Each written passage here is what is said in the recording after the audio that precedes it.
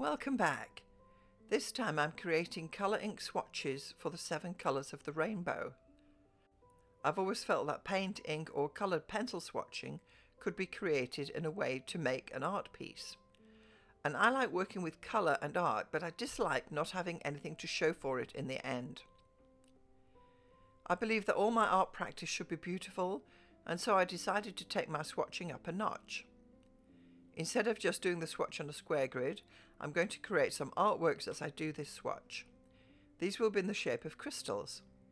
I'll be using my new favourite Windsor and Newton drawing inks. 7 is a popular number found in everyday life. There are 7 days of the week, 7 colours of the rainbow, 7 chakras, and now 7 crystal forms.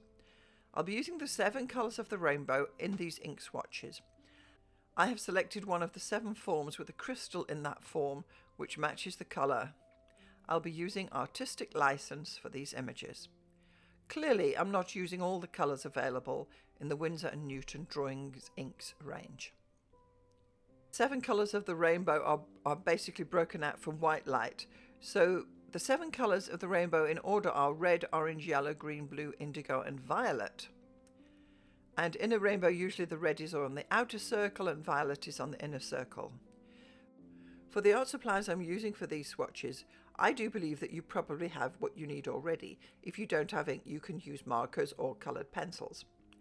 But I always believe that you will have the supplies you need right in your own home. However, if you do want to get exactly what I'm using, this is what I used. I've got some watercolour paper. It's cold pressed, 300 grams per square metre.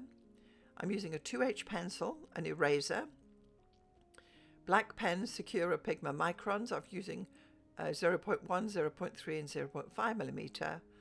I've got my Windsor and Newton drawing inks and assorted paintbrushes. The reason I'm using assorted paintbrushes is because I'm using a different brush for each ink. It just makes life easier. So let's talk a little bit about crystal forms. In nature, a crystal habit is how it forms. So a crystal's form is determined by the number of axes and faces on the crystal.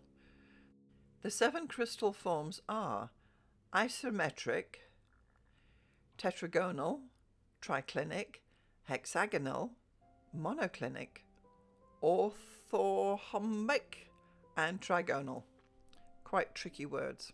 So each of the crystal forms has many crystals associated within that form, and I've selected one colour from each group that matches one of the 7 colours of the rainbow for my drawing ink swatches. So let's just have a quick look at this table. This is our crystal form ink swatches. So for the colour red, I'm using the isometric system. The crystal I've chosen here is the garnet, and the Windsor and Newton ink I'll be using there is deep red. For orange, it's the orthombic, topaz and orange. For the yellow, I'm using tetragonal. It's called a scheite crystal. Scheelite crystal, I beg your pardon. And for that, I'm using canary yellow. The green will be hexagonal, and that's the emerald, so I'm using apple green. The blue will be triclinic, which will be turquoise, so I'm going to be using cobalt blue. For indigo, I've chosen the monoclinic form, and the crystal I'm choosing is chrysocolla. And that will be, I'll be using the blue ink. And for violet, I'm using trigonal. I'm using the amethyst crystal, and the ink will be called violet. Many of you ask about my process and how I create my artwork. So I did quite a bit of research about these ink swatches. I needed 7 crystals in particular colours, and I wanted the colour sequence to go in the rainbow, which is red to violet. So I had to explore the crystal forms and find out which crystals were the correct colour that I required to use for my rainbow, because I'm using artistic license here, let's face it. So I investigated each crystal form to find, for instance, a red crystal for isometric and a green crystal for hexagonal. Even though there are many different crystals within the same form, they're not all the same colours. And I also spent quite a bit of time studying the crystal axes and faces and what this really meant. And to be honest, I still don't fully understand this part, but I do have a couple of sketches to help me determine which crystal is which. And I did enjoy doing this little bit of research. It was kind of fun. So I start off with a pencil sketch. Once I'd decided which colour crystal I was going to use for each form, I laid out the crystal shapes in the order of the colours I'd chosen because I wanted to go from red to violet. And technically this may not be the natural way that crystals are analysed, because there is a particular pattern to the development of these structures, but I just moved it around because I wanted to use different colour crystals. So what the forms were didn't really matter to me because I was going to be using my inks. With a 2H pencil I started to lightly sketch out the crystals. Although technically when a crystal grows it can be perfect, very often in nature they are not. Crystals frequently contain flaws, imperfections, cracks and cloudiness within them. It all depends on which other minerals were around at the time it grew. When you draw your crystals, they don't have to be exact, and mine certainly are not. Then with a black pen I went over the main outlines of the shapes. I used a light touch because these lines are a guide as to where to place the ink. I then erased the pencil marks. And then here comes the fun part where we start to use the inks. So I started with the red end, so the colour is called here deep red, and I took a clean paintbrush and put some red ink in the well on my palette so I could see what I was doing. Then with another paintbrush I gently laid some water over the shape of the crystal, and then I picked up my red ink on the paintbrush undiluted and started dabbing into the water the shape where the crystal was, so it will naturally disperse the ink and move around. In this way ink is very much like watercolour, but it is lighter and I do enjoy using it.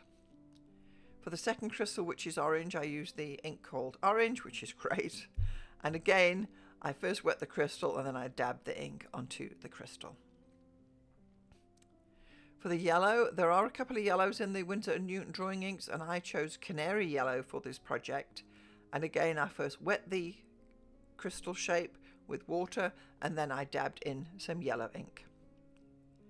For the middle green hexagonal crystal, which is going to be my emerald one, I used an ink called apple green, and funnily enough there is an ink called emerald in their suite of inks, but it's actually quite blue, so I preferred not to use it, so that's why I chose to use the apple green. Again I wet the crystal and dabbed in some apple green ink on that crystal. The next colour in the rainbow is blue, and I have two blues. I've got cobalt blue and blue. So the cobalt blue was more blue, and I was going to use the main blue for the indigo, as you'll see in a moment. So again, with a clean wet paintbrush, I just wet the crystal, then I dabbed in some cobalt blue for my blue crystal. When we got to the indigo crystal, I actually chose an ink that is called blue. Again, I wet the crystal and then dabbed in some blue ink. It's funny that this is called blue and I'm using it for indigo, but those are the only two blues I actually have in my collection. Violet was much easier. For the violet colour, there is an ink called violet, so that was perfect. Again, I wet my crystal and I dabbed in some violet ink. At this stage, what we have is a very mottled looking selection of 7 crystals, and this is the idea I'm going for. I mainly dabbed on the lower half of the crystal to have light more on the top. Then I went back over with my black pen just to firm up the lines, and this is where I used the thinner pen just to put some lines over where the ink had flowed to give it that a little bit of an edge to show some light cracking and some imperfections within the crystal. Below each crystal I wrote the shape name, the crystal form and the name of the ink colour which I used, because this is technically a swatch anyway.